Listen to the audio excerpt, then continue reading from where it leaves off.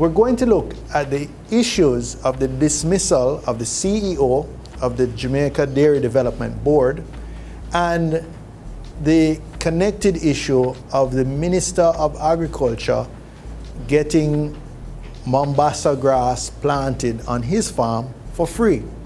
We're going to look not just at the issue, but what does it tell us about the society today? What does it tell us about issues of power and privilege? What does it tell us about accountability? We're going to have two very different guests. One, the young member of parliament who raised the issue, the opposition spokesman on agriculture.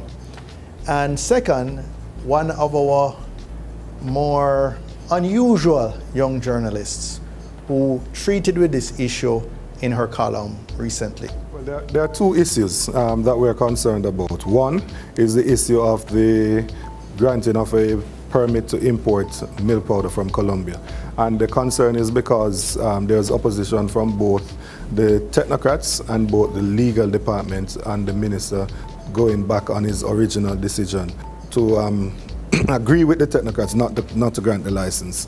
And the fact that the technocrats did not want him to import the milk powder because of an episodic status that has been ascribed to Colombia. The second issue is in relation to the Mombasa grass, where the minister directly benefited from the planting of the grass and at his property, and the allegation is that he had pulled the technical team, which is originally a small team, and he had pulled them from Case and other areas to focus on his property where he was planting the grass. I've heard some people say that the minister no longer operates a dairy, and that is one element of it.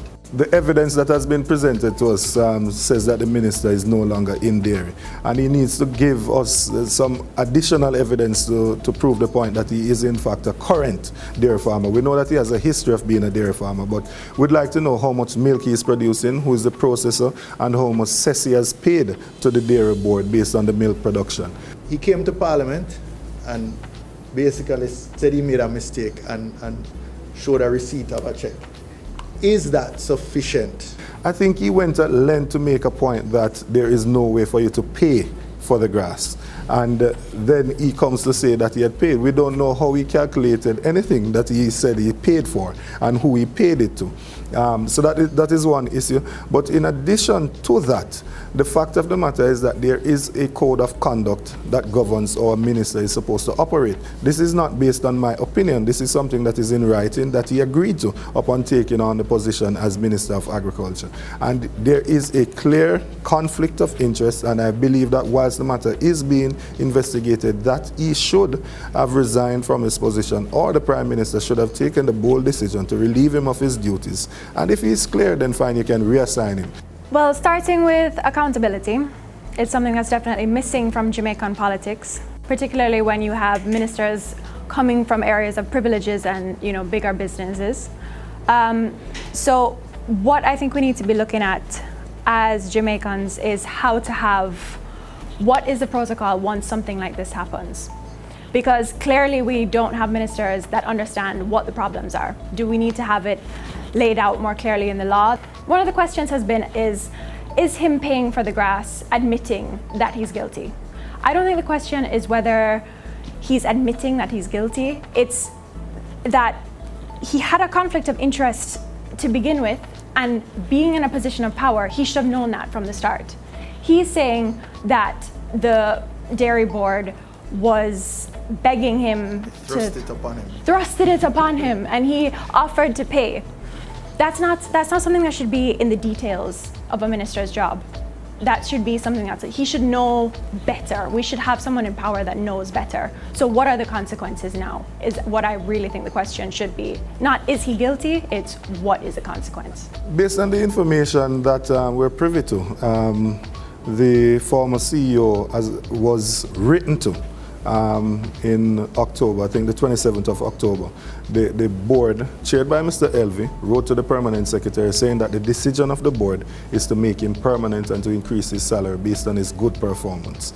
And in between that time and when he was dismissed, there's absolutely no communication to him to say that they were dissatisfied with his performance. And so it is clear victimization because he did not give in to the request of the minister. And we cannot operate like that, because now you have a public servant who is out of a job, who is unable to feed his family, and his only crime or his only sin is that he was doing his job according to the rules and regulations that govern the board. And in my article, I mentioned a parallel between Trump and James Comey of the FBI. James Comey was just trying to do his job as a public servant, investigating a matter with Russia and was fired for doing his job.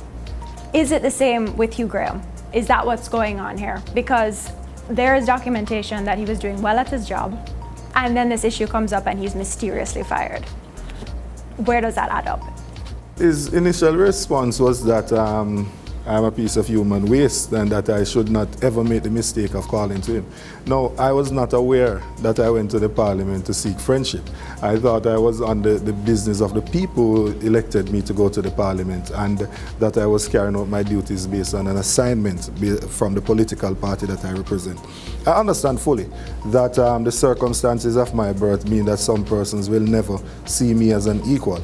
And the fact of the matter is that if an individual thinks that they are of a higher class, it doesn't matter what I would have achieved educationally or anything else. That's just how they behave. But I think that's more speaks to who he is as opposed to who I am. We have a classism problem in Jamaica. And it's kind of ironic that this is over a farming issue, where you have a white minister coming to a farming issue. It kind of reeks of this whole plantocracy kind of vibe, yeah, vibe to it. Which is, and not to mention his protagonist exactly. in the case. And the comments that were passed. The comments were calling him a piece of, I'll let you fill in the blanks. Trump doesn't even possess the kind of vocabulary of insults that Samuda does. When you consider the two players, it's just reflective of a bigger issue in Jamaican society, where if you're a person of privilege of a certain skin color, you feel entitled to do and say what you want, and that's really not how it should be. The main problem with privilege in Jamaica is that those in privilege we don't even realize. And I have to include myself as part of it, because that's just... With a sense of entitlement. It's a sense of entitlement. And if we don't start calling people on it, people have to wake up to the fact that they are in positions of privilege for us to be able to move past it. So we need to have conversations when somebody of Samuda's position is talking to somebody like that. It needs to be called out, it needs to be talked about, because he needs to move forward knowing that that's not okay. So with the controversy, what my thoughts are is what happens next. I don't think it's right that somebody in a position of power like Carl Samuda can just get away with something like this. Does this just disappear? It's just another column in the newspaper. It's another letter to the editor. It's like, oh, look at Jamaican politics today. And we all thought about it for a second, and then we continue on with our daily lives. What happens now? But how many people in the media have commented on this? Very few. You were the exception. That's why I reached out to you for this episode. The media has been very silent. We would have expected some level of outrage at that behavior. But, it's been a sort of relative whimper. I mean, just another day on the plantation, like... Do the large private sector players in Jamaica value an independent parliament, independent politicians who attempt to objectively balance the interests of all the groups in society? Or would they prefer a cabinet of lapdogs who they can instruct to, provide their every wish and make policies that are in their interest and ensure that the privileged keep getting wealthier? Hi, I'm Summer Eldemeyer. I'm editor of www.rudegas.com, and you can subscribe to Pro by clicking the link below.